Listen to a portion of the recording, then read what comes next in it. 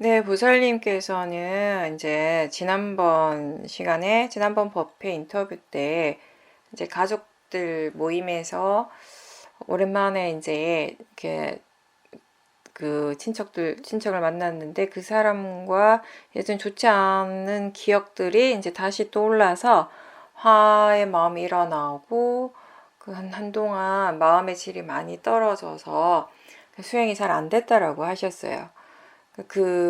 그때 과거에 이미 지나간 것에 대해서 스스로 이제 수행을 하면서 많이 해결을 했다라고 그렇게 생각을 하고 있었는데 막상 그 사람을 다시 만나니까 그 화가 많이 일어나고 예전의 일들을 계속 기억하면서 그 좋지 않은 그런 느낌들, 여러 가지 생각들이 같이 떠오르고 하면서 이제 마음의 질이 많이 떨어졌었는데 이제 그동안 이제 일주일 동안 계속 사티를 두고 마음에 이제 그런 노력들을 계속 하다가 보니까 이제 어느 정도 그 마음의 질이 조금씩 좋아지고 사티가 안정적이 되면서 그때 왜 그렇게 번뇌가 커졌는지, 왜 그때 수행을 할 수 없었는지 이런 부분들에 대해서 마음이 좀 이렇게 객관적으로 조사를 하기 시작했다고 하셨어요. 네, 그렇게 하신 거는 참 잘 하신 거예요.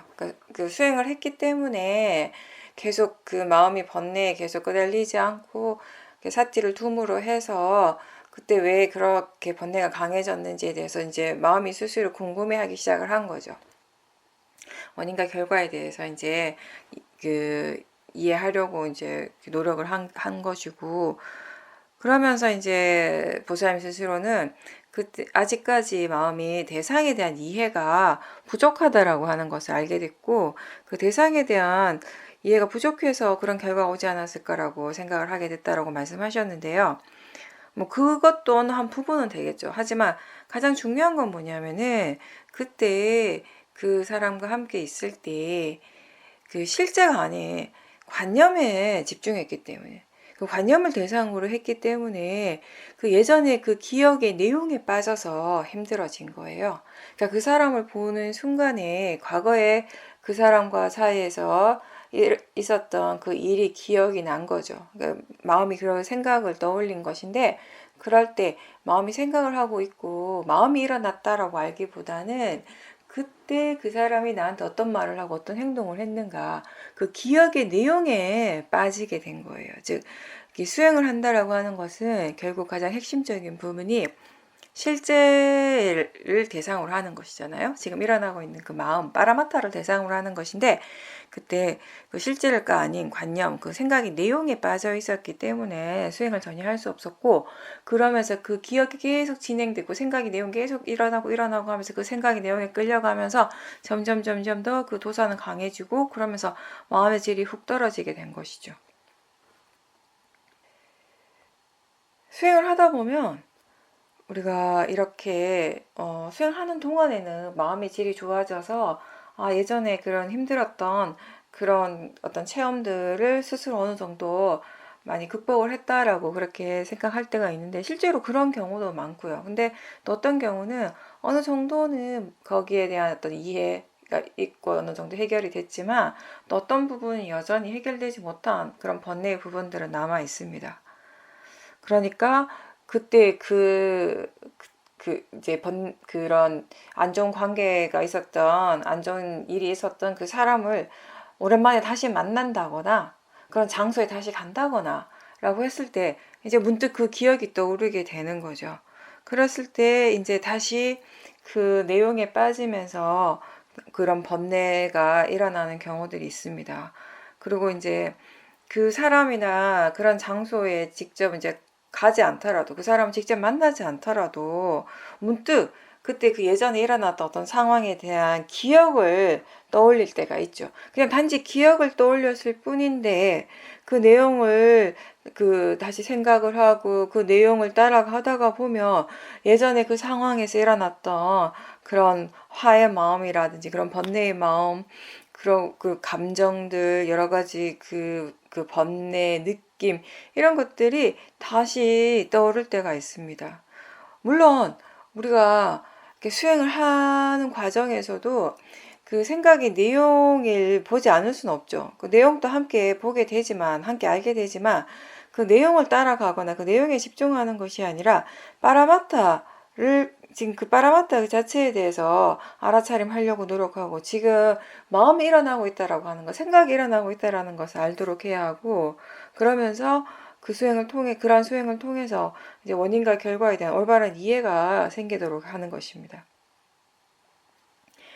그 그때 그 당시를 떠올렸을 때 그때 그 화의 마음이 어떤 말을 했었고, 그리고 그때 뭔가 마음이 어떠했는지, 좋았는지 나빴는지, 그게 마음의 느낌이 무거웠는지 가벼웠는지, 이러한 것들에 대해서 다시 한번 돌이켜 볼 수도 있는 것이고, 또 그러니까 우리가 화를 내고 난 다음에 그 화가 일어나고 난 다음에 마음의 상태가 어땠는지 기억을 할 수 있죠. 그 화로서 어떤 말이나 행동을 하고 난 다음에 마음의 상태가 어땠는지, 이런 것들에 대해서 우리가 다시 떠올려 볼 수 있습니다. 반조해 볼 수 있습니다. 그러면서 그런 것들을 이제 다시 지금 반조해 볼 때 그 내용이 아니라 그때 서로가 어떤 말을 했고 어떤 행동을 했고 이런 내용에 빠지는 것이 아니라 어떤 마음이 일어났었고, 그리고 그런 마음이 어떤 감정을 일으켰고 어떤 느낌을 일으켰고, 그런 마음, 그런 느낌이 또 어떤 말이나 행동을 유발시켰는지, 이런 것들에 대해서 우리가 기억을 하는 것은 괜찮은 것이에요. 그런 것들을 지금의 마음이, 지금 수행하는 마음이 객관적인 시각으로 다시 돌아보고, 그 지금의 사티와 지혜로서 다시 점검을 하면서 이제 그런 번뇌로서 그런 말이나 행동을 할 필요가 없다라는 것을 마음이 다시 한번 깨달을 수 있는 기회가 되는 것이거든요.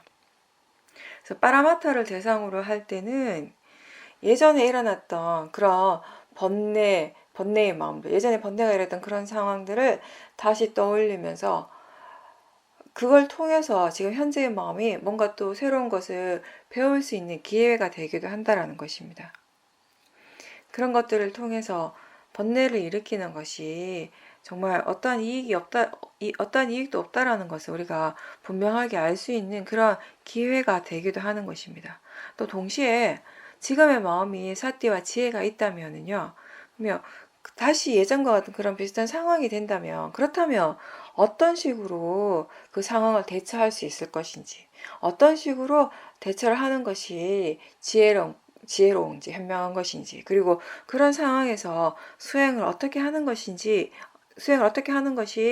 효과적인지, 이런 것들에 대해서 스스로 숙고해 보는 것, 좀 깊이 있게 생각해 보는 것도 분명히 도움이 되는 것입니다.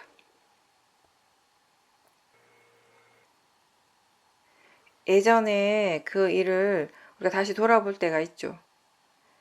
그 지금의 마음이 분명히 사티를 하고 있고 어느 정도 지혜가 있을 때 번뇌가 강했던 그런 기억들이 떠오를 때가 있어요. 그때 그 일을 돌아볼 때, 그리고 그때 일어났던 그런 대화들을 다시 생각을 했을 때 지금의 마음이 또다시 예전에 그런 번뇌가 일어나는지, 그런 감정들이 다시 일어나고 있는지 한번 지켜보십시오.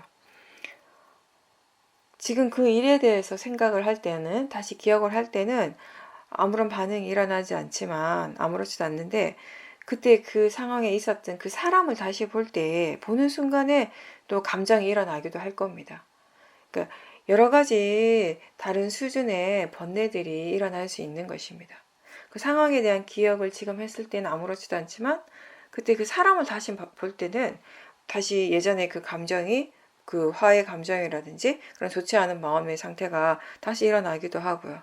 또 그때 그 일을 생각을 하거나 또는 그때 그 상황에 그 사람을 다시 보거나 상관없이 지금의 마음이 평온하고, 그냥 그거는 기억일 뿐이고 과거에 지나간 일일 뿐이라는 것을 분명히 마음이 알고 있다면 지금의 마음이 지혜의 힘이 좋은 것이죠. 근데 어떤 것이 일어나더라도요, 우리가 알아야 될 것은 일단 지금 일어나고 있는 그것을 인정하고 받아들이는 것입니다. 지금 그 화가 다시 일어나면 그 화의 마음을 대상으로 알아차림해야 되는 것이고요. 어떤 감정이 일어나고 있다면은 그것을 거부하는 것이 아니라 거기에 대한 알아차림이 있도록, 그러한 느낌, 지금 일어나고 있는 번뇌의 마음과 그리고 좋지 않은 느낌에 대한 사띠가 있도록 노력해야 하는 것입니다. 마음에서 지금 무엇이 일어나든지 그 일어나는 대로 내버려 두고 그것에 대한 알아차림, 그 마음을 대상으로, 그 느낌을 대상으로 알아차리고자 하는 노력이 필요한 것입니다. 그 노력을 통해서, 실제 하는 것을 알아차리려고 하는 그런 노력을 통해서 그 기억의 내용들이 그냥 이렇게 지나갈 수 있도록, 흘러갈 수 있도록 해야 되는 것이죠. 그렇게 알아차리면서 과거에 대해서, 과거에 일어났던 그런 여러 가지, 그 과거에 번뇌가 일어났던 여러 가지 상황들에 대해서도 지금의 마음이 새롭게 배워갈 수 있는 것, 그것이 바로 또 수행인 것입니다.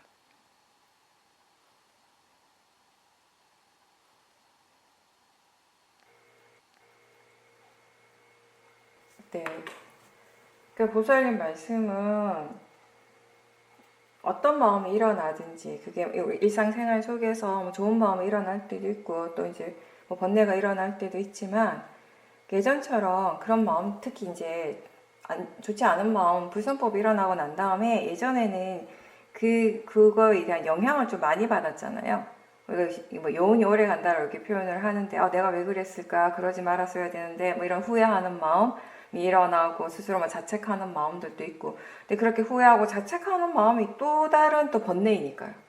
그죠? 그러니까 번뇌가 일어났다라는 것에 대해서 또 이제 번뇌를 일으키고 계속 번뇌가 계속 일어나는 그런 이제 좋지 않은 악순환이 이제 계속되었다면은 지금은 문득문득 일어나는 그 모든 마음들을 내가 하나하나 다 체크해서 이게 번뇌인가 이게 지혜인가를 다 알 수는 없지만 때로는 그렇게 점검을 하고 지혜의 마음을 따라갈 때도 있지만 또 때로는 번뇌가 일어나기도 하고 또 그 번뇌의 마음을 따라가기도 하지만 어쨌든 그러고 난 다음에 그 결과가 어떻든 간에 예전만큼 그 결과에 대해서 마음이 크게 이렇게 뭐 찝찝해하거나 많이 이렇게 이 여운을 두지 않는다라는 거, 그 말씀인 거잖아요. 그죠? 근데 그거 왜 그럴까요? 좋은 마음이 일어나던 좋지 않은 마음이 일어나던 예전엔 다 그게 내가 한다라고 생각을 했잖아요. 내가 이렇게 했다, 내가 그렇게 했다라고 생각을 했기 때문에 좋아하는 것에 대한 들뜸이 생기고 잘못한 것에 바르지 않는 마음에 대해서는 또 스스로 자책하고 또 다른 사람이 옆에서 나에게 대해서 뭐 지적을 하면 마음이 크게 위축이 되고 그런 것들이 반복이 되었지만 지금은 그게 나하고 상관없다라는 것이에요. 거기에 대한 이해가 분명히 일어난 것이에요. 그냥 마음의 일이라는 것이에요. 마음이 그렇게 했다라는 것을 분명하게 이해를 하게 되니까 마치 이런 거잖아요. 우리가 항상 뭔가를 보고 있고 항상 뭔가를 들어요. 그죠? 항상 느끼고 있고. 근데 평상시에는 그런 것들이 다 내가 하는 일처럼 느껴지잖아요. 내가 하는 것이라고 믿을 때가 많잖아요. 내가 보고 내가 듣고 내가 맛을 알고 뭐 이런 식으로 이제 이렇게 이해를 하고 그렇게 받아들이는데 어떨 때 우리 지혜 힘이 좋을 때 문득 지금 보고 싶어 하는 마음으로 보고 있다는 걸 알 때가 있어요. 그죠? 그때는 그 순간에 뭘 보는 건 전혀 중요하지 않아요. 뭐 지나가는 자동차를 보든 강아지를 보든 뭐 개미를 보든 그런 게 중요하지가 않아요. 뭘 보는 거가 중요한 것이 아니라 지금 보고 싶어 하는 마음으로 보고 있다는 것을 알고 어떤 소리든 상관없이 그 소리를 지금 듣고 싶어 하는 마음으로 듣는다라는 것을 알 때, 그때 굉장히 뭔가 본다라고 하는 것도 그리고 듣는다라고 하는 것도 평소와 다르게 특별하게 느껴져요. 왜 특별하게 느껴지는가 하면 거기에 내가 없기 때문이에요. 나라고 하는 관념이 없기 때문에. 그게 그냥 보고 싶어하는 마음이 본다라는 걸 알고 듣고 싶어하는 마음이 듣는다라는 걸 분명하게 이해하면서 보고 이해하면서 듣기 때문에.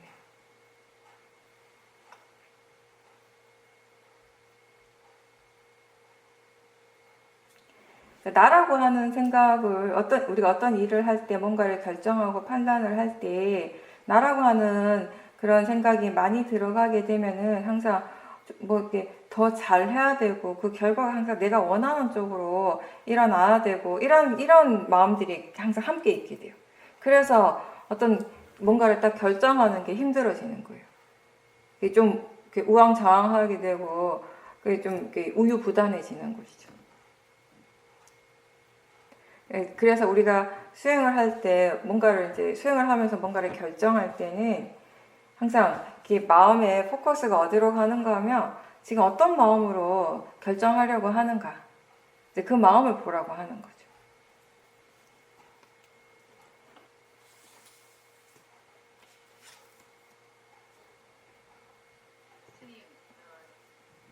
네. 그러니까 그 몸에서 일어나는 특정한 감각이잖아요. 그죠? 다리가 이렇게 저린 거는. 근데 그게 이제 자주 일어나시니까. 근데 이제 보살님이 지금 말씀하신 내용은 그 느낌 자체, 그 감각 자체에 대해서 마음이 어떤 식으로 일어나는가가 계속 바뀐다라는 것이에요. 그죠? 예전하고 지금 다르고 또 지금 요즘의 마음 또한 또 일어날 때마다 또 계속 차이가 있는 것이에요. 근데 그거를 그렇게 자세하게 보살님 스스로 이제 미세하게 이렇게 표현을 하시는 것 자체는 그만큼 지켜보는 마음이 힘이 있다는 것이에요. 그죠? 지켜보는 마음에 사티, 사마디, 지혜 이런 오력들이 균형이 막 맞을 때 우리가 지금 대상에서 이렇게 무엇이 일어나는가를 그냥 단순히 이런 것들이 일어나는구나, 사라졌구나 이런 식의 알아차림이 아니라 그 대상에 대해서 더 이렇게 알 수 있는 것들이 많아지게 되는 것이고, 또 사실 지금 같은 경우는 그 감각, 몸에서 일어나는 감각 그 자체가 주 대상이라기보다는 마음의 관심 자체가 거기 그쪽보다는 그 대상으로 인해서 이 마음에서 어떤 것들이 일어나는가, 마음이 어떤 식으로 반응하는가, 여기에 더 관심을 두는 거예요. 우리가 대상 중심이 아니라 마음 중심의 수행을 하라고 그런 얘기를 이제 많이 하는데, 그러니까 처음에는 그냥 반응이 당연하게 일어나서 자연스럽게 일어났어요. 싫은 거죠, 그죠? 빨리 없어졌으면 좋겠고. 근데 그렇지만 근데 수행은 계속 꾸준하게 하실 수 있었어요. 왜냐하면 이제 그게 번뇌라는 것도 알고 그 번뇌가 왜 일어나는 줄도 아니까, 견해가 바르지 않아서 일어나는 걸 아니까 스스로 이제 그런 견해를 바르게 해주면서 그 느낌 자체에 너무 빠지지 않도록, 그 도사의 마음이 더 커지지 않도록 어느 정도 이렇게 컨트롤하면서 마음이 계속 이제 지켜보는 것이에요, 그죠? 이제 그렇게 보다가 보니까 이제 어느 순간에는 그냥 느낌일 뿐이다, 그죠? 좋은 것도 아니고 나쁜 것도 아니고 그냥 단지 일어나는 그 느끼는 성질일 뿐인데 여기에 대해서 왜 싫어할 이유가 뭐가 있지라고 마음이 이제 그렇게 이제 이해를 하는 것이, 그렇게 생각하는 것이에요. 그죠? 그전에는 이제 마음이 내 다리가 아프다라고 생각을 했을 거예요. 느낀 그 자체를 대상으로 본다라고 노력은 했지만, 그렇게 보려고 노력은 하셨지만, 그리고 그렇게 보는 부분도 어느 정도는 있었지만, 또 다른 한쪽에서는 그걸 나로 보고 내 다리로 보고 내가 아프다라는 관념으로 보고 있는 부분들이 더 많았겠죠. 그죠? 근데 이제 지금 같은 경우는 그게 일어났을 때 그 다리의 감각 자체가 나하고 분리가 되는 거예요. 나라고 하는 생각 없이 그냥 단지 그런 감각이 일어나고 있을 뿐이라는 거. 그냥 그런 그 마음이 일어나고 있다라고 그렇게 지켜보니까 그 느낌 자체에 대해서 크게 반응을 하지 않는 것이에요. 그죠? 그냥 일어나야 될 것이 일어나는데 그걸 뭐 싫어할 필요가 전혀 없는 것이잖아요. 그죠? 잘못된 것이 일어나는 것이 아니라 그냥 일어나야 될 것이 일어나는 것이에요. 느낌이 일어나고 있는 뿐이, 그 느낌 자체, 느끼는 작용 자체가 사실 좋은 것도 아니고 나쁜 것도 아니잖아요. 그죠? 우리가 이런 생각 해볼 수 있어요. 번뇌가 일어날 때, 번뇌가 지금 이미 일어나버렸다면 그걸 피할 수는 없어요. 그죠? 이미 일어난 것을 피할 수는 없어요. 그러면 우리는 그걸 알아차려야 되는 거예요. 피하는 것이 아니라 알아차려야 되는데, 그 번뇌가 일어날 때 우리가 할 수 있는 최선은 결국 알아차림이라는 것인데, 근데 번뇌가 일어나면 그때 번뇌의 마음만 있는 것이 아니라 반드시 생각도 일어나고 번뇌의 생각도 일어나고 느낌도 일어나요. 그죠? 근데 또 우리가 알아야 될 건 뭐냐면, 생각은 생각이고요, 느낌은 느낌이에요. 그리고 그 번뇌는, 만약에 그 번뇌가 화라면 화는 그냥 화일 뿐이에요. 그쵸? 왜 이런 말을 하는가 하면, 우리가 수행을 하지 않거나 또 뭐 수행을 해도 지혜가 별로 없으면요, 그런 이 화라고 하는 이 번뇌하고요, 그 느낌을 구분을 못해요. 같은 것이라고 생각을 해요. 그죠? 그리고 화하고 생각 또한 구분을 하지 않고 분리하지 못할 때도 있고요. 그냥 그 전체를 그냥 화라고 그렇게 생각하고 그렇게 믿는 것이죠. 근데 사실은 화의 마음은 화의 마음이고요, 생각은 생각하는 마음이고, 느낌은 그냥 느끼는 마음이에요. 느끼는 작용이에요. 그리고 생각하고 느낌 그거는요, 그 자체는 사실 그냥 일어나는 단순한 작용일 뿐이죠. 그 자체가 선법이거나 불선법은 아니죠. 그쵸? 생각이 선법이에요? 생각이 불선법이에요? 아니에요. 생각은 생각하는 마음이에요. 마음 작용입니다. 느낌이 선법입니까? 느낌이 불선법입니까? 아니에요. 느끼는 작용일 뿐이에요. 그죠? 근데 다만 그런 작용이 어떤 때는 번뇌를 조건으로 해서, 번뇌를 기반으로 해서 일어나기도 하고, 어떤 때는 선법을 조건으로 해서, 선법을 기반으로 해서 일어나기도 한다는 것이에요. 무슨 말인가 하면, 생각이 일어날 때 생각하는 마음의 그 기반이, 그 동기가 되는, 그걸 일으키는 조건이 되는 마음이 선법일 때도 있고 불선법일 때도 있다라는 것이에요. 근데 그게 그 조건과 결과가 동일한 것은 아니잖아요. 원인과 결과의 관계로서 일어나는 것이지, 조건이 있고 결과는 아니에요. 그죠? 그걸 이제, 그 관계를 이제 분명하게 이해하시잖아요, 지금. 그죠? 그러니까, 느낌도 마찬가지예요. 우리가 탐심의 마음으로 느낄 때가 있고, 진심의 마음으로 느낄 때가 있고, 지혜로서 느낄 때가 있어요. 그렇게 느낄 때, 느낌 자체는 하나의 마음 작용이지만, 다 다르게 우리가 알아지는 것이에요. 마음의 반응이 다 다른 것이죠.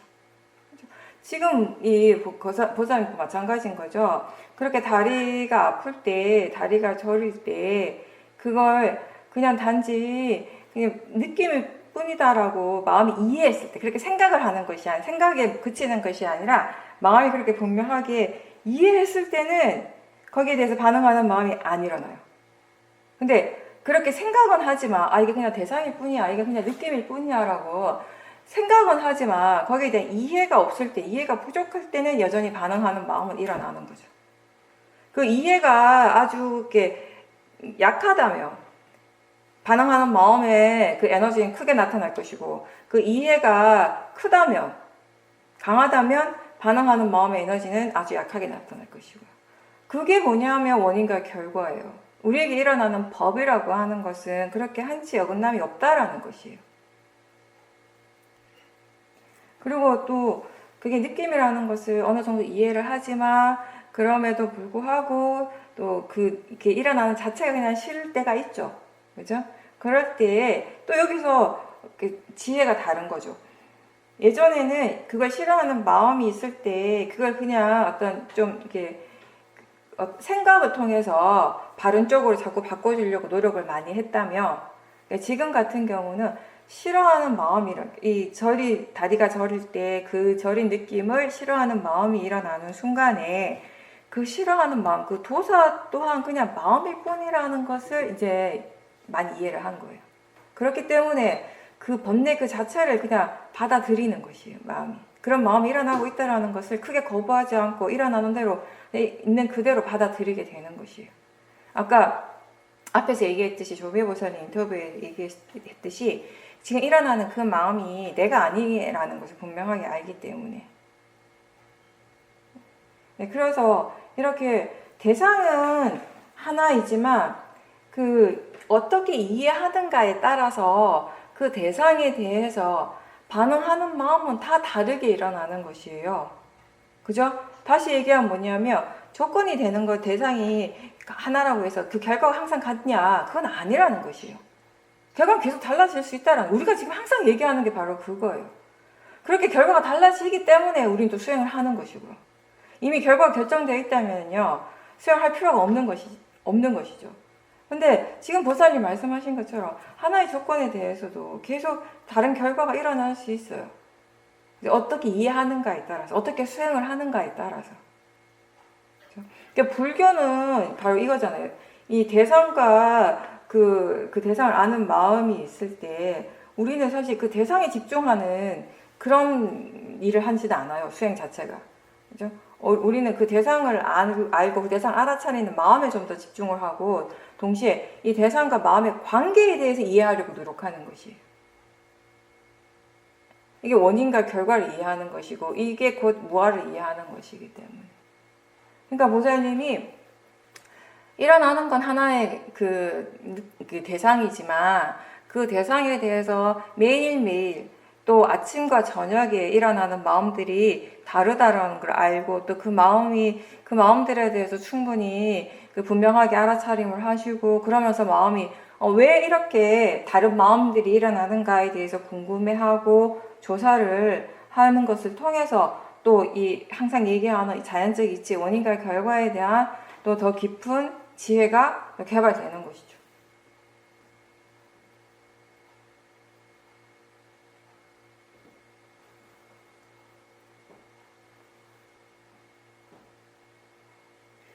우리가 법을 이해한다라고 할 때 예를 들어서 대상이라고 하는 건 그냥 알아지는 성질이다. 지금 알 수 있기 때문에 그걸 대상이라고 한다라고 그렇게 하면 그것에 대한 어떤 이론적인 이해는 그렇게 어렵지 않을 거예요. 아, 그렇구나라고 이제 알 수 있어요. 근데 그거를 정말 진짜 이해하는 거.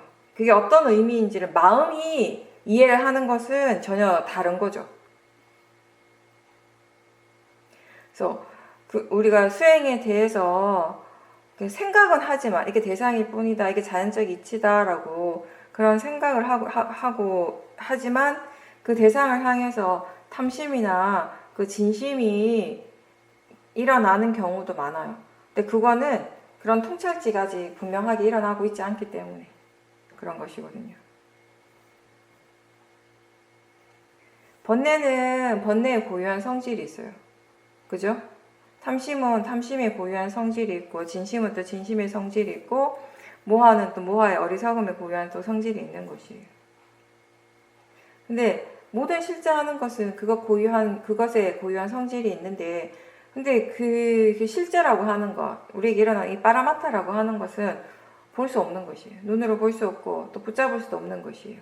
다만 알아지는 것입니다. 알아지는데 그게 항상 거기에 있는 건 아니에요. 또 일어날 때만 알 수 있는 것이에요. 매 순간 그것의 조건에 따라서 일어나는 성질이 있고 그것이 일어날 때 우리는 알 수 있는 것이죠. 굉장히 추상적이고, 근데 그러한 성질들은 우리에게 이해되어지는 것이고요.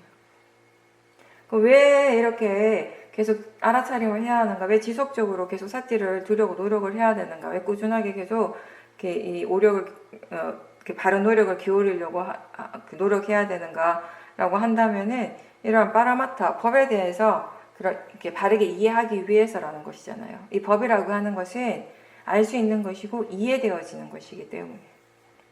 번뇌도 마찬가지죠. 번뇌의 성질도 그렇게 이해되어지는 것이. 우리가 번뇌의 마음을 알아차릴 수 있잖아요. 탐심을 알아차릴 수 있고, 진심을 알아차릴 수 있어요. 근데 그 탐심이라고 하는 거, 그 진심이라고 하는 거, 어리석음이라고 하는 것을 어떤 특정한 곳에서 우리가 볼 수 있는 건 아니잖아요. 그죠? 탐심을 눈으로 본 적 없잖아요. 진심을 눈으로 본 적 없어요. 그죠? 우리가 그것을 느끼고, 그것이 일어나고 일어나고 있다는 거 분명히 알 수는 있는 것이죠. 그렇게 아는 것을 통해서 계속 알아차리는 걸 통해서 이 탐심이라고 하는 것이 이러한 성질이 있구나, 진심이라고 하는 것은 이러한 성질이 있구나, 본다라고 하는 것은 이러한 것이구나, 느낀다라고 하는 것은 이러한 작용이구나를 하나씩 이해하는 것이에요. 그 번뇌의 부분은 번뇌의 성질이 이해되었을 때, 이해되는 만큼 그 번뇌의 힘, 그 번뇌의 에너지는 약해지게 되는 것이고.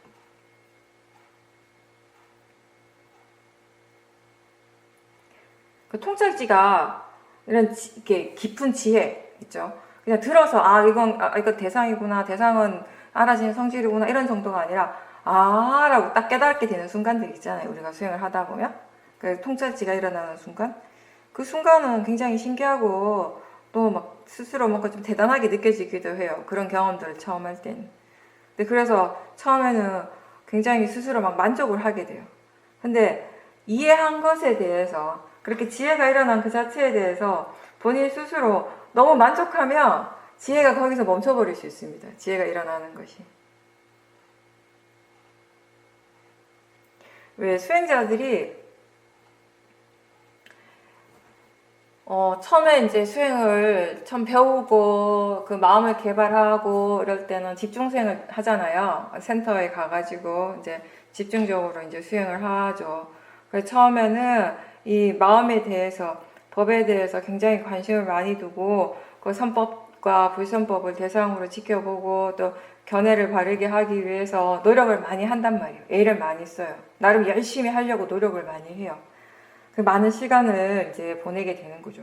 그러면서 이제 조금씩 그 번뇌를 관찰하게 되고 그 관찰하는 시간들이 조금씩 조금씩 더 늘어남에 따라서 수행의 진전이 이제 생기는 것이에요. 수행을 어떻게 해야 하는가에 대한 이해들도 조금씩 생기고 그러면서 이제 번뇌가 약해지고 사라지는 그런 경험들도 이제 하게 되는 거죠. 근데 그랬을 때 어느 정도 번뇌들이 많이 약해지고 더 이상 이제 그런 반복되는 번뇌들이 안 일어나는 그런 경험을 하게 됐을 때 이제 어떤 사람들은 그 상태에 만족을 하게 돼요. 만족하고 이걸로 충분히 좋다라고 생각을 하면 그렇게 생각하기 때문에 이제 이 선법이 더 이상 발전하기는 힘들어지는 것이에요. 그래서 항상 우리가 이 얘기를 하는 것이에요.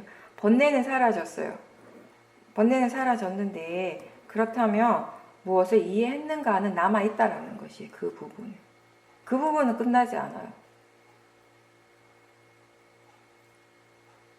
지혜라고 하는 것은 계속 일어나는 것이에요. 우리가 정말 완전하게 깨닫지 않은 이상은, 그죠? 성인의 경지에 이르지 않는 이상은 그 지혜는 계속 개발되어져야 하는 것입니다. 그래서 번뇌가 사라졌을 때 지금의 그 한순간에 번뇌가 사라졌다고 해서 전부가 아니라 그렇다면 그것에 대해서 또는 수행하는 것에 대해서 마음의 성질에 대해서 무엇을 얼마만큼 이해했는가는 남아있다라는 것입니다. 그 부분 때문에 우리가 수행을 계속 꾸준하게 해 나가야 된다는 것이죠. 또 아까도 얘기했듯이 이 잠재적 성향이라고 하는 거, 그죠? 그 뿌리는 굉장히 깊거든요. 굉장히 강하거든요. 왜냐하면 그거는 이번 한 생에만 이렇게 일어나고 발전된 것이 아니라 우리가 알 수 없는 그 시작을 알 수 없는 부처님도 시작을 알 수 없다고 하시는 그 윤회를 계속 거듭하면서 이렇게 발전된 거예요. 개발된 거예요. 그 잠재적 성향이라고 하는 것은, 그죠? 근데 우리가 그 몇 년 수행을 열심히 했다라고 해서 그런 잠재적 성향까지 번뇌의 그런 그 마지막 그 뿌리까지 아직 뽑아낸 상태는 아니기 때문에 계속 지혜를 개발하는 일은 멈춰서는 안 되는 거죠. 지혜를 개발하는 일을 멈추지 않는다라고 하는 결국 그건 뭐냐면 알아차리면 멈춰서는 안 된다라는 것이잖아요. 지금 바로 이 순간에도 우리가 만약 알아차림을 하지 않는다면, 알아차림이 없다면 우리한테는 지금과는 다른 결과가 일어날 거예요. 마음에서. 그건 분명하죠.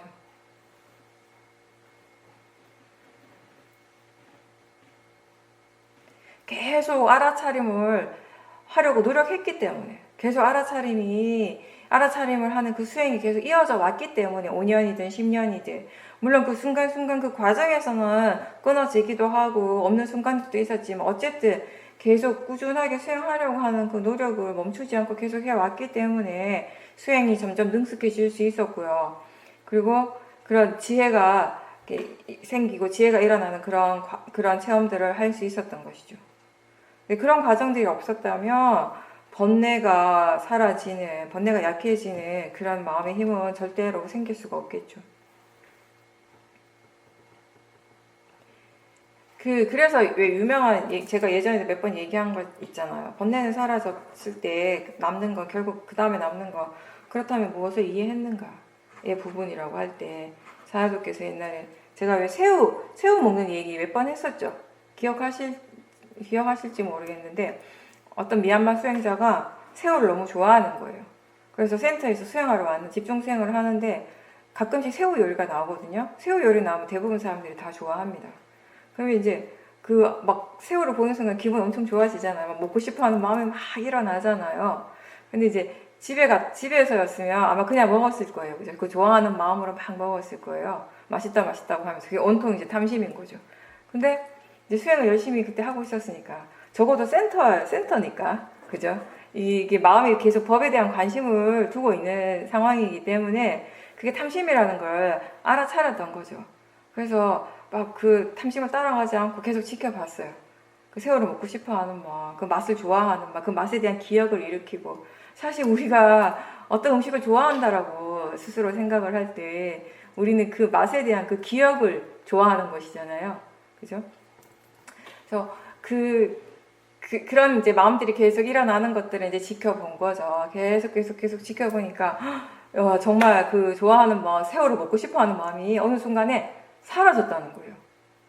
엄청 기뻤죠, 이 보살님이, 이 수행자가. 그죠? 그런 경험을 처음 해봤으니까. 그러니까 그런 경험을 하게 되면 수행자들이 생각을 하잖아요. 역시 하면 되기는 되구나. 처음에는 이렇게 해도 이렇게 해서 과연 될까? 이런 식으로 수행을 알아차림을 하면 진짜 지혜가 일어날까? 이런 의심을 굉장히 많이 하다가 그런 체험들을 분명한 지혜가 일어나고 그 지혜로 인해서 번뇌가 사라지는 그 과정을 전체적으로 다 스스로 알고 보는 그런 체험들을 하고 나면은 굉장히 기분도 좋고, 뭔가 이렇게 스스로에게 자신감이 생겨요.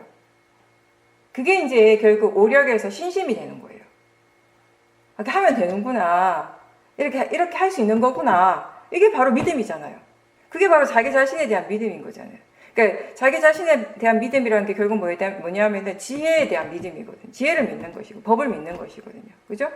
그러니까 부처님께서 마지막에 자기 자신을 선물로 삼고 자기 자신에게 의지하라고 한 게 그 자기 자신이 이 몸뚱아리가 아니잖아요. 누구하고라고 불리는 그 내가 아니잖아요. 그죠? 결국 뭐겠어요?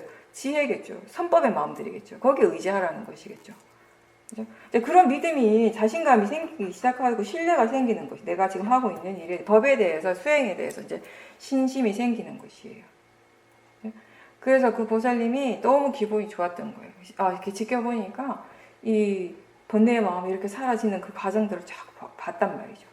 그래서 그래서 사이좋게 이제 인터뷰를 드린 거예요. 기분이 좋아가지고 이제 자랑스럽게 그렇게 지켜보니까 그 먹고 싶어하는 번뇌가 사라졌고, 예. 그러니까 그 사이좋게서 새우에 대한 탐심이 사라졌다라고 그렇게 이제 인터뷰를 했단 말이에요. 그러니까 사이좋게서 그러면 그런 다음에 어떻게 했냐, 그 새우를 먹었냐라고 하니까 그 보살님이 아니요, 안 먹었습니다라고 하니까 사이좋게서 먹지 왜 안 먹었냐고. 그것도 좋은 기회였는데 어떤 좋은 기회였냐고 하면, 그러니까 그 사이다 말씀이 그런 거죠. 그러니까 예전에는 그 체험 이전에도 새우를 많이 먹어봤을 거 아니에요. 근데 그 모든 그 새우를 먹었던 모든 그런 체험들이 다 탐심에 의한 것이었잖아요. 먹는 것이 다 탐심에 의한 것이었어요. 근데 처음으로 탐심 없이 먹어볼 수 있었던 거죠. 그러면 그렇게 경험을 함으로 해서 똑같은 그 새우라고 하는 그 음식에 대해서 내가 기억하는 그 맛에 대해서 탐심으로 먹을 때와 탐심 없이 먹을 때, 지혜로서 먹을 때 무엇이 어떻게 다른가를 다시 한번 이렇게 체험할 수 있는 좋은 기회였잖아요. 그것 또한 아까의 그 원인과 결과를 이해하는 것하고는 다른 차원의 또 원인과 결과를 이해할 수 있는 기회가 될 수 있잖아요. 그죠? 번뇌가 있고 그 번뇌에 따라서 일어나는 그 원인과 결과를 이해를 했다면, 그럼 번뇌 없음과 그 번뇌 없음이 일어나는 결과에 대해 원인과 결과를 이해할 수 있는 또 다른 기회였다라는 것이에요. 사도께서는 워낙 지혜가 이렇게 좋으신 분이니까 그런 말씀을 하시는 거예요. 보통의 우리는 그 말씀 듣고 나면, 그렇지, 이제 그때 생각하는 거죠. 그랬었어야 하는 건데, 이제 그렇게 생각하는 거. 그게 이제 지혜의 차이인 거죠, 이제. 우리는, 번뇌가 그렇게 사라지는 것만으로도 행복하고, 그게 전부인 줄 알았어요. 그것만 하면 충분한 줄 알았어요. 거기까지가 지혜라는 것이에요. 우리의 지혜는 거기까지라는 것이 충분하다고 생각하는 게. 근데 더 큰 지혜가 봤을 때 그게 안 충분한 거였거든요. 충분하다고 생각한 것이지. 무슨 말인지 이해가 되세요? 오늘 그 인터뷰는 계속 이쪽으로 나가고 있는데, 그죠? 이 지혜가 충분하다고 생각하는 그것이 과연 지혜인가냐는 거죠. 지혜일 때도 있고 아닐 때도 있다라는 것입니다. 그래서 여러분들도 마찬가지예요. 수행 계속 이제 꾸준히 하면 어떤 특정한 대상에 대해서 계속 반복적으로 어떤 패턴처럼 일어났던 그런 번뇌의 마음들이 약해지거나 사라지는 것을 경험할 때가 있죠. 그죠? 특히 몸에서 일어나는 어떤 그런 그 통증이라든지 이런 것에 대해서. 그랬을 때 그냥 그게 더 이상 그게 번뇌로서 반응하지 않는 것에 대해서 만족하고 기뻐하기보다는 그 전체의 원인 결과에 대해서 다시 한번 물러나서 보라는 것이에요. 그걸 궁금해하라는 것이죠. 어째서 어떻게 해서 그렇게 될 수 있었는지, 또 그렇게 번뇌가 없을 때 그 번뇌 없음과 그것의 대상은 어떤 관계로서 어떤 식으로 이렇게 나아가는지 진행하는지.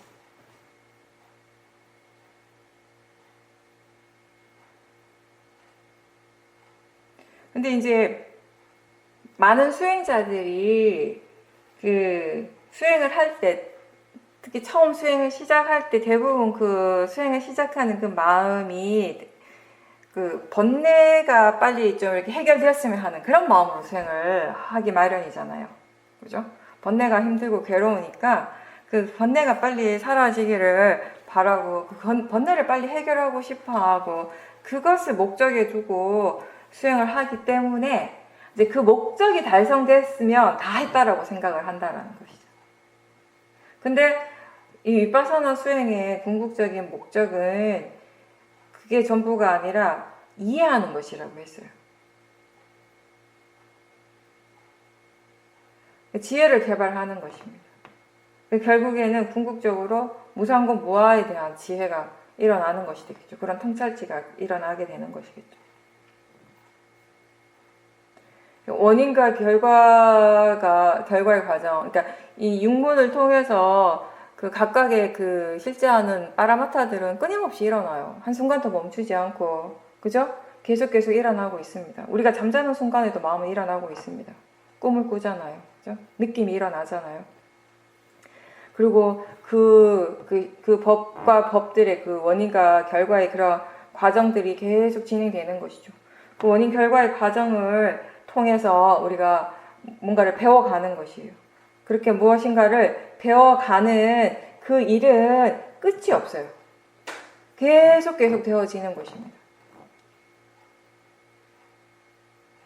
그리고 그렇게 우리가 다양한 상황에서 일어나는 그런 법이 일어나고 사라지고 원인과 결과의 그런 진행 과정, 그리고 법의 이치에 대해서 여러 가지 이제 이해를 하게 되면은 자기 자신에게서 일어나는 그런 대상이나 지금 알아지는 대상이나 또는 지금 자기 자신에게서 일어나는 체험, 특별한 어떤 상황들 이런 것들을 보다 더 객관적으로 그리고 바르게 이렇게 받아들이고 볼 수 있는 그런 지혜, 그런 이제 그 시야, 그런 관점이 생겨난다라는 것입니다.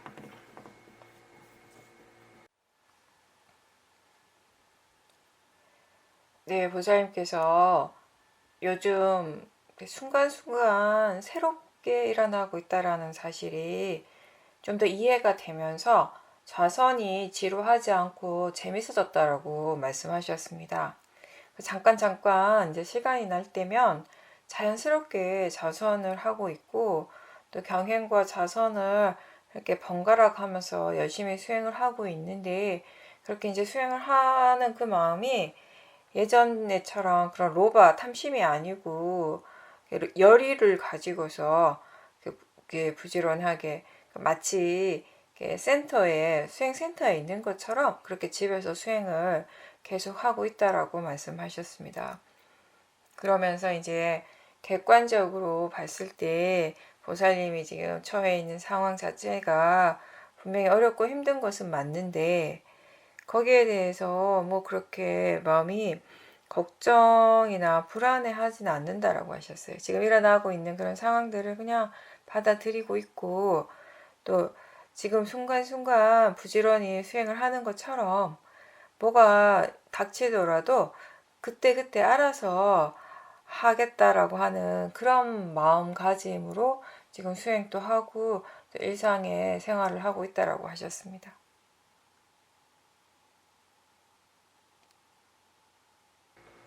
그 객관적인 상황을 봤을 때는 힘든 상황은 맞아요. 그죠? 여러 가지가 많이 겹쳐 있고 보살님이 이게 좀 책임지고 해야 될 일들이 한꺼번에 너무 많은 느낌은 분명히 있긴 있어요. 근데 또 더 힘든 건 뭐냐면 보살님 스스로가 지금 건강하지 않다라는 거. 그게 가장 큰 이제 변수가 되는 거예요. 몸이 지금 그죠? 한참 더 이렇게 회복할 시간이 이제 필요한 거죠. 큰 수술을 하셨으니까. 근데 그렇기 때문에 사실은 그렇게 몸의 상태가 좋지 않기 때문에 어쩌면 수행을 하기에는 더 좋은 환경이 될 수 있는 것이에요. 그죠? 다른 것에 관심을 두고 다른 것을 하려고 하기에는 몸이 지금 너무 안 좋으니까 몸에 항상 이렇게 일어나는 것들에 대해서 이제 자연스럽게 관심을 가지게 되고 수행을 하게 되고 내 주변의 여건들이 어떻게 보면 그러니까 진짜 보살 상황이 솔직히 말해서 보통 일반적으로 사람들이 다른 보통 다른 사람들이 그런 상황이 있다면은 힘들다라고 그 도사를 일으킬 수 있는 상황이라고 생각이 돼요. 사실. 그죠? 그리고 보쌈도 마찬가지로 제가 볼 때 지금 계속 꾸준하게 수행을 하고 계시기 때문에 마음의 질을 어느 정도 이렇게 좋은 상태를 유지할 수 있기 때문에 크게 반응을 하지 않지만 어느 순간 뭐 관념에 생각이 내용에 빠지거나 그 번뇌가 일어날 상황이 된다면은 한순간에 마음의 질이 훅 떨어질 수도 있거든요. 그죠? 아마 스스로 그걸 알기 때문에 마음도 그걸 이미 알고 있기 때문에 더 열심히 수행을 하고 있을 거라고 저는 생각을 해요. 마음이 우리가 생각하는 것보다 훨씬 더 많은 것을 알고 있거든요. 사실 제가 어떤 사람 인터뷰하는 걸 들었는데 우리나라 기자인데 여자예요. 여자 기자인데 그분이 왜 전쟁터 있잖아요. 이란이나 뭐 이런데 완전 막 뭐라고 그러죠? 분쟁 지역, 완전 전쟁 막 총알이 날아다니고 포탄이 터지고 이런 전쟁 지역에만 찾아다니는 그런 기자예요. 그런 위험한 곳에만 찾아다니는 그런 기자인데 그 일을 오랫동안 했나 보더라고요. 그러니까 죽을 뻔한 그런 고비도 여러 번 넘기고 그랬겠죠. 당연히 그죠? 정말 힘들게. 근데 그 일을 너무 좋아하더라고요. 그 일을 너무 재밌어하고 본인이 하고 싶어서 해요. 사실 그런 일들이 본인이 하고 싶어서 하고 싶으니까 하지 남이 시켜갖고 어떻게 하겠어요. 생명과 관련된 것인데. 근데 그 사람이 이런 얘기를 하는데 제가 되게 재밌었는데 흥미롭게 들었는데 자기가 그 일을 오랫동안 하다가 보니까요. 어느 순간부터 어떤 게 일어나는가 하면 뭔가 안 좋은 조짐이 일어날 때쯤 되면 그러니까 그런 데는 주로 이제 그 자살 폭탄 같은 거 그죠?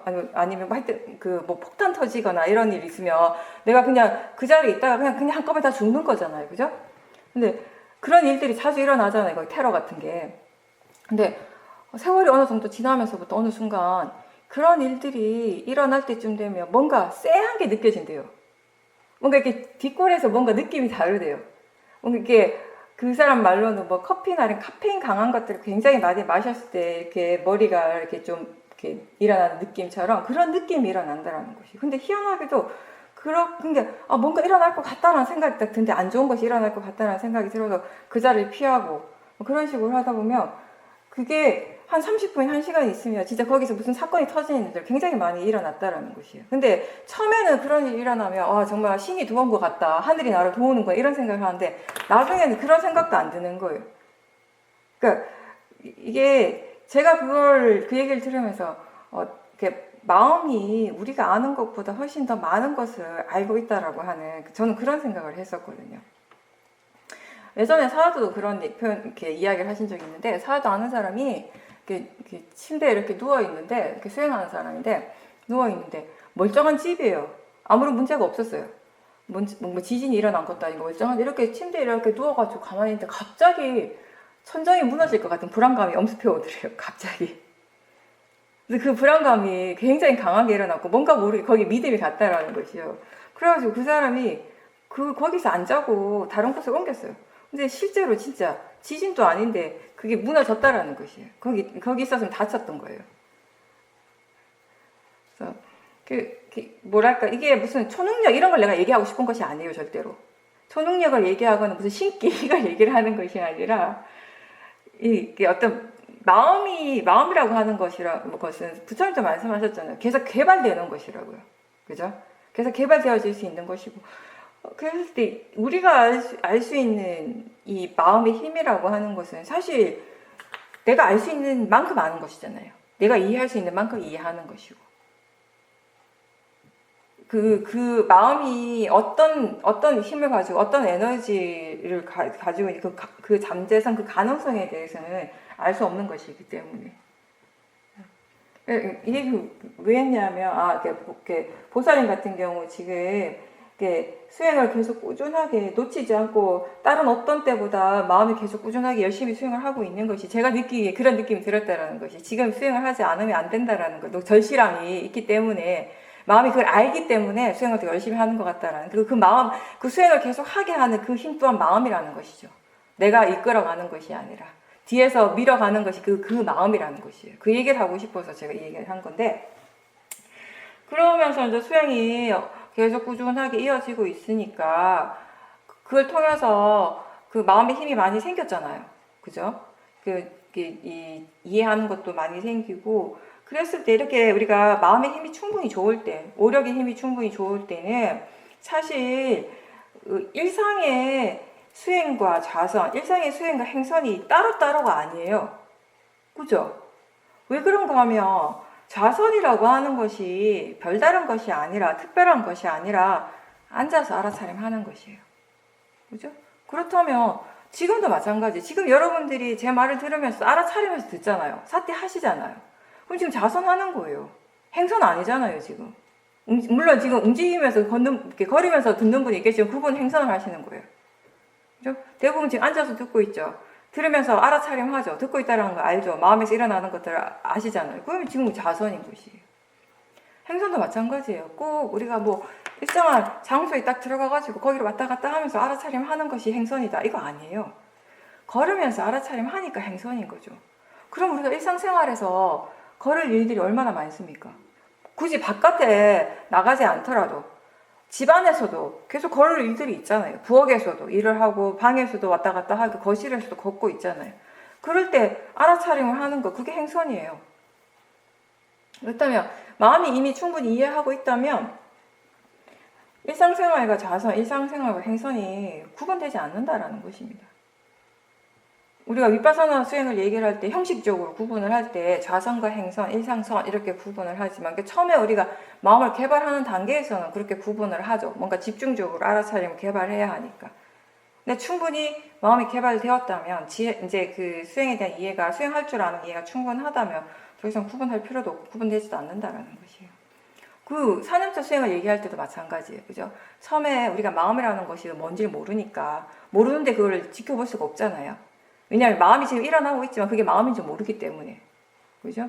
근데 그러니까 처음에 이제 몸에서 일어나는 것들 위주로 보고 느낌을 본단 말이에요. 신념처, 수념처를 하게 돼요. 그러면서 결국 이게 마음이구나. 그리고 그런 것들, 이런 대상들에 대해서 마음이 이렇게 반응하는구나. 지금 탐심이 일어나는구나. 진심이 일어나는구나. 이런 것들이 하나씩 이제 분명해지기 시작하는 거예요. 그게 신념처가 되는 거예요. 그죠? 그런데 보통 여러분들이 지금 대부분 여러분들이 수행을 할 때 몸에만 집중하거나 느낌만 보거나 마음만 보거나 이러지 게 잘 없잖아요. 어떻게 해요? 신념초도 하고 수념초도 하고 심념초도 하죠. 여러 가지 대상들 한꺼번에 알아차림하는 것이 너무 자연스럽게 되고 있잖아요. 그죠? 더불어서 법념처를 하는 거예요. 뭐가 일어나더라도 이게 그냥 단지 대상이고 자연적 이치일 뿐이다라는 것을 이해할 때 그게 몸에서 일어나는 것이든 마음에서 일어나는 것이든 그건 결국 법이 일어나는 것이 되거든요. 그죠? 내가 아니라, 내 몸이 아니라, 내 마음이 아니라 법이 일어나고 있어요. 파라마타가 일어나고 있는 것이에요. 그럴 때 우리가 법념처를 하는 것이거든요. 그래서 지혜가, 이 수행에 대한 이해가 충분하고 마음에 대한 이해가 이제 많이 이제 생겨났을 때에는 자연스럽게 4년초 수행을 하게 되는 것이고, 자연스럽게 일상과 자선과 행선이 구분되지 않고 자연스럽게 수행을 하게 된다는 것입니다. 그리고 이제 보살님 말씀하신 대로 지금 열심히 수행을 하고 있는 것이 그 수행하는 마음의 열의가 굉장히 좋기 때문에 분명히 그게 탐심이 아니라 그 지혜로서 열심히 하고 있는 것이고, 그 예전에 처음 수행을 할 때 그때 그 열의도 이제 생각이 난다라고 하셨는데 아마 두 마음의 차이는 있을 거예요, 분명히. 그죠? 예전에 보살님께서 처음 수행할 때 초창기에 그 수행을 열심히 하려고 하는 그 열의에는 사실 탐심이 어느 정도 있었습니다. 그죠? 왜냐하면 수행이 무엇인지, 그리고 수행의 이익이 무엇인지, 수행의 가치가 무엇인지에 대해서 그때는 사실 거의 이해가 없었거든요. 그때 알고 있었던 건 수행이 좋다라고 생각은 했어요. 책에서도 그렇게 얘기하고 다른 사람들도 그렇게 얘기하니까. 근데 스스로의 어떤 체험을 통해서 일어나는 지혜는 아직 없는 단계였어요. 그렇다면 그때는 그 좋아하는 마음, 수행이 좋다라고 생각하는 그 마음에 탐심이 없을 수가 없거든요. 탐심이 그때 있었다라는 것이 어떻게 분명한가 하면 그때 보살님이 한 번씩 호두 마을에 가서 수행을 할 때 너무 애를 많이 써가지고 몸이 막 문제가 일어나가지고 일주일 수행하러 오셨는데 이틀 만에 집에 가시고 그랬잖아요. 너무 애를 써가지고. 거기 열심히 하긴 하셨는데 탐심으로 열심히 하셨기 때문에 그랬던 거예요. 그 균형을 맞춘, 마음의 균형감이 없었던 거예요. 마음의 균형감이 깨져버리니까 몸도 상하게 됐던 거죠, 그때는. 그죠? 그러니까 지금은 그 열의가 찬다. 그러니까 좋은 마음인 거죠.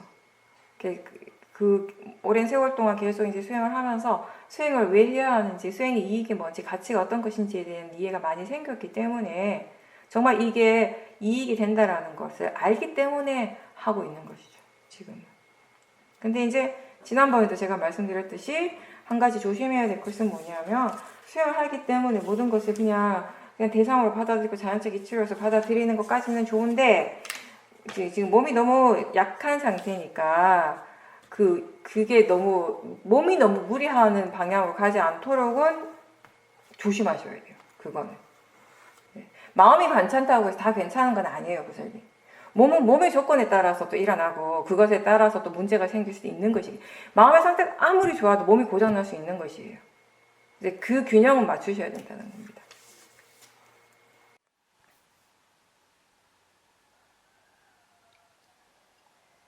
네, 요즘 냄새에 대해서 스스로 굉장히 그 강하게 싫어하는 그런 마음들을 여러 번 경험했다라고 하셨습니다. 이제 그래서 그 냄새에 대해서 아주 싫어하는 그 마음을 조사를 해 보셨는데, 이제 그렇게 하다 보니까 그동안 수행하면서 뭔가 보는 것이라든지 듣는 것들 가지고는 수행을 많이 했고 또 수행을 계속 하려고 노력도 많이 기울였는데, 막상 이 냄새에 대해서, 특히 싫어하는 냄새가 일어날 때 그 냄새 자체에 대해서는 그 있는 그대로 전혀 보지 않고 그냥 싫어하기만 했다라는 사실을 분명하게 이제 알게 되었다라고 하셨어요. 그러니까 냄새도 분명히 대상인데, 육문에서 일어나는 대상 중에 하나인데, 그동안 이걸 너무 수행의 대상으로서 생각하지 못하고 너무 간과했다라는 거. 그래서 본인이 이 냄새에 대해서 수행하는 것이 아직 많이 부족하다라는 것을 느끼게 되었다라고 하셨습니다.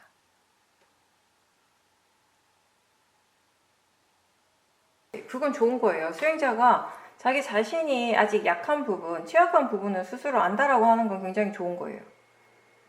지금까지 이제 보는 것, 듣는 것에 대해서, 또 생각에 대해서는 수행도 많이 했고, 또 우리가 여러 가지 듣는 얘기들도 많았잖아요. 다른 분들도 그런 부분들에 대해서 좀 집중적으로 이제 인터뷰를 많이 하고 항상 관심을 두는 부분이 그쪽이에요. 근데 보는 거, 듣는 것만큼 냄새도 항상 일어나고 있잖아요. 우리가 공기 중에 어떤 냄새라도 반드시 뭔가 있으니까, 그죠? 만약에 없다면 또 없는 줄 아는 것이 사띠이긴 한데, 근데 이제 냄새 같은 경우는 어떻게 보면 보살님 말씀대로 좀 그런 건 있죠. 우리가 보는 것, 듣는 것만큼 진지하게 대상으로서 안 받아들이는 경향이 있긴 해요. 그건 보살님만 그런 게 아니라 다른 수행자들도 좀 마찬가지인 것 같은데, 이게 냄새를 알아차릴 때 이게 대상이다라고 하는 그런 생각보다는 그냥 특히 이제 안 좋은 냄새, 보살님 지금 좋지 않은 냄새에 대해서 얘기하는데, 뭐 악취라든지 그런 것들이, 뭐 화장실 냄새라든지, 그 악취를 맡을 때, 그냥 악취가 날 때 대부분 사람들이 그걸 대상으로 보려고 하기보다는 그냥 숨을 잘 안 쉬어요. 본능적으로. 자동적으로. 그걸 간단해요, 그냥.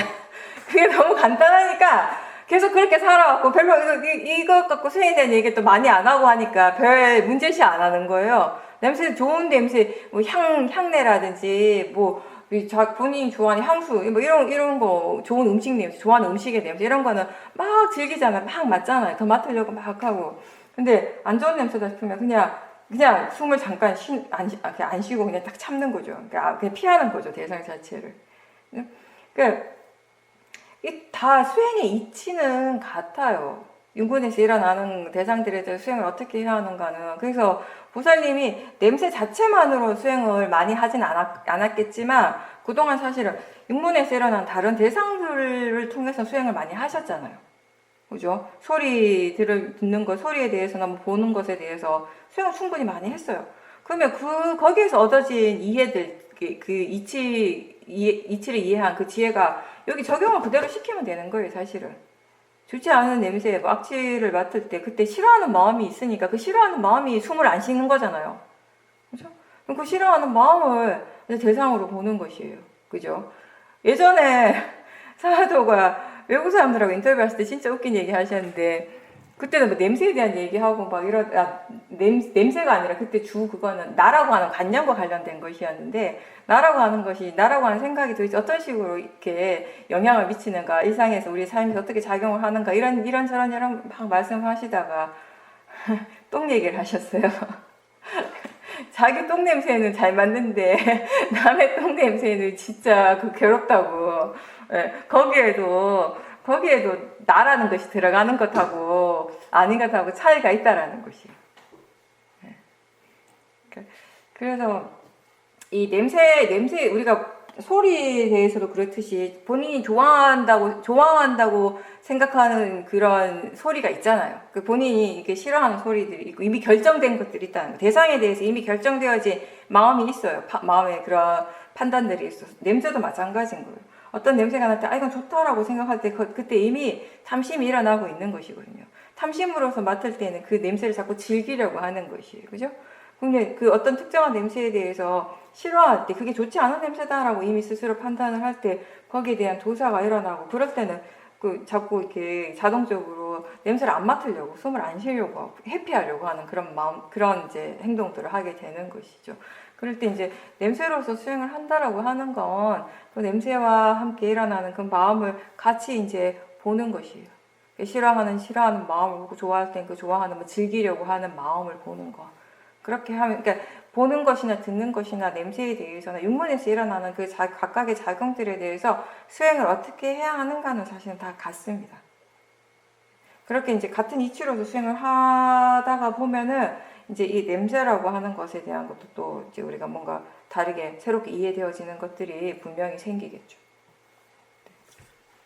스님, 그러면 지혜가 좋아지고 그러면은 그 오물 냄새 이런 것을 회피하려고 하지 않고 그냥 자연스럽게 호흡을 할 수 있을까요? 그 있죠, 당연히 그거는. 싫어하는 마음이 없으면 할 수 있어요, 보살님. 그게 오물 냄새이기 때문에 호흡을 안 쉬는 게 아니라, 그죠?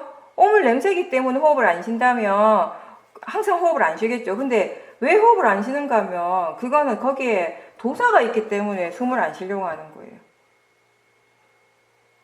그 냄새에 대해서 도사가 없으면 숨을 쉬죠. 숨을 쉬면 냄새는 당연히 들어오죠. 알 수 있죠. 그죠? 항상 다 같아요. 뭐가 일어나든지 어떤 대상이 일어나든지 간에요. 그 대상에 대해서 싫어하는 마음이 없다면은 그죠? 그거를 그 대상이 일어나고 있는 그 자체에 대해서 마음은 아무렇지도 않아요. 그 냄새 자체가 잘못된 것이 아니라 싫어하는 마음이 있기 때문에 그 냄새가 싫은 거예요. 그 냄새가 뭔가 잘못됐다라고 나쁘다라고 생각하는 것이죠. 피하고 싶어 하는 것이죠. 냄새는 그냥 냄새일 뿐이에요. 우리가 마치 소리는 그냥 소리일 뿐이다. 느낌은 그냥 느낌인 작용일 뿐이다라고 하는 것처럼. 냄새 자체가 좋고 나쁜 게 따로 어디 있겠어요? 소리 자체가 좋고 나쁜 게 어디 있어요? 그죠? 느낌 자체가 좋고 나쁜 게 어디, 그 느낌이 작용일 뿐이죠. 생각은 그냥 생각일 뿐이잖아요. 네, 부장님께서 지난번에 이제 산책을 하는데 저기 앞에서 자전거가 이제 오고 있었고 그 자전거가 이제 보살님 옆을 이렇게 지나가는 방향이었는데 그럴 때 저 자전거가 지나가겠구나 그러면서 이제 여러 가지 이제 그 자전거가 좀 위험할 수 있으니까 이렇게 소리를 이렇게 내겠죠. 이제 그런 것들에 대해서 마음이 미리 이제 예상을 했다라는 거예요. 그래서 그때 이제 삿대를 두고 있었고 그 자전거가 옆을 지나가면서 이제 소리가 나고 해도 그런 것들을 다 이제 알아차림을 할 수 있었고 마음이 전혀 이제 동요하지 않고 수행을 계속 지속할 수 있었는데 그런 것처럼 냄새에 대해서도 미리 삿대를 두고 있고 또 뭐 만약에 이제 그 이번에 자전거가 이렇게 오겠구나라고 스스로 이제 예상을 해서 미리 거기에 대해서 준비를 할 수 있었고 그러면서 이제 뭐 보이는 것이나 들리는 것에 대해서 대상이고 자연적 이치라는 바른 견해를 막 일깨워 주니까 그게 이제 효과가 있었다라고 하셨는데 그것처럼 이제 어떤 냄새가 날 거다라고 미리 안다면 예상을 한다면 그때 미리 이제 이게 대상이다 자연적 이치다라고 하는 그런 견해들을 막 이렇게 바른 견해들에 대해서 이렇게 생각을 해주면 훨씬 이렇게 효과가 있지 않을까라고 생각한다고 말씀하셨습니다. 네, 그럴 확률이 많죠. 그러니까 중요한 거는 보살님 다 말씀하셨는데요. 가장 중요한 건 뭐냐면 냄새가 일어날 때나 냄새가 일어나지 않을 때나 사티가 있어야 한다는 것이에요. 그러니까 보살님한테가 아니라 가장 중요한 건 뭐냐면 어떤 상황에서든 사티가 있어야 된다는 것이고요. 그리고 우리가 알아차린다라고 하는 거, 수행을 한다라고 하는 것은 그냥 단순한 알아차림만을 얘기를 하는 것이 아니라 거기 전제 조건이 항상 있잖아요. 바른 견해. 바른 견해라서 알아차린다라는 것이잖아요. 그죠? 그때 사티가 계속 이어지고 있었다면 냄새가 날 때 뭐 냄새가 날 것이다라는 거 미리 예상은 못해요. 사실. 자전거 같은 경우는 그 사람이 이렇게 오고 자전거 타는 사람이 이렇게 옆을 지나간다는 걸 느낌적으로 우리가 또 눈으로 보고 아니까 아, 저 사람 이렇게 소리 내겠구나라고 예상을 하는데 차 운전하고 가다가 어느 순간에 어떤 냄새가 그것도 내가 싫어하는 어떤 특정한 냄새가 들어올 것이라고 예상을 어떻게 누가 합니까? 그냥 훅 들어오는 거죠. 그렇게 훅 들어오는 대상들에 대해서 대책을 강구를 할 수 있죠. 그러니까 그 냄새가 일어날 것인가 안 일어날 것인가 예상을 못하지만 언제 일어나든 상관없이 우리가 미리 대비는 할 수 있어요. 그 대비가 뭐냐면 사티라는 거예요. 그건 거죠. 네. 그래서 사티를 하고 있고 그 사티에 대한 그 사티하는 마음의 견해가 충분히 바르면 그 냄새가 일어나는 순간에 숨을 안 쉬는 것이 아니라 아 이게 그냥 대상이고 자연적 이치라고 하는 이해가 함께 일어나요. 그러면 아무렇지도 않은 거죠. 그 냄새 자체가. 근데 이게 대상이고 자연적 이치다라고 내가 의도적으로 일깨워 주지만 그렇게 그 생각한 그 바른 견해라고 생각하는 그 마음의 지혜가 그렇게 좋지 않으면 그렇게 강하지 않으면 그렇게 생각해 주더라도 어느 정도의 번뇌는 일어날 수도 있습니다. 근데 번뇌가 일어나고 안 일어나고가 중요한 것이 아니라 그 사티를 계속 둘 수 있는가 없는가 그게 좀 더 핵심적인 부분인 거죠. 여기서는. 그죠? 사티를 사티를 바르게 두고 있지만 여전히 그 냄새에 대해서 싫어하는 마음이 일어날 수는 있어요. 근데 그건 괜찮다는 것이에요. 왜냐하면 사티를 두고 있기 때문에. 진짜 문제는 뭐냐면 사티를 두지 않은 채 번뇌가 일어나는 것이거든요. 무방비 상태로. 예. 그러니까 어떻게 대처해야 되는지는 분명하잖아요. 그렇다면. 그렇죠. 항상 사티가 있어야 되는 거죠. 그게 어떠한 대상에 대해서, 좋은 대상이든 나쁜 대상이든 어떠한 번뇌에 대해서든 우리가 우리 스스로를 보호할 수 있는 최선이 바로 사티라고 하는 게 그런 의미예요. 사티가 우리를 보호해 준다라고 하잖아요. 수문장 역할을 한다라고 했잖아요. 그게 그런 의미가 되는 거죠. 이런 문제가 생길 때마다 사야전님께서 수행자가 해야 할 일은 바른 견해를 일깨우고 알아차림을 있게 하고 알아차림을 이어지게 해야 한다는 게 모든 경우에 해당되는 거예요. 당연하죠. 모든 경우 매 순간에 하루 24시간 내내 할 수 있다면 가장 좋은 거예요. 완벽한 거죠.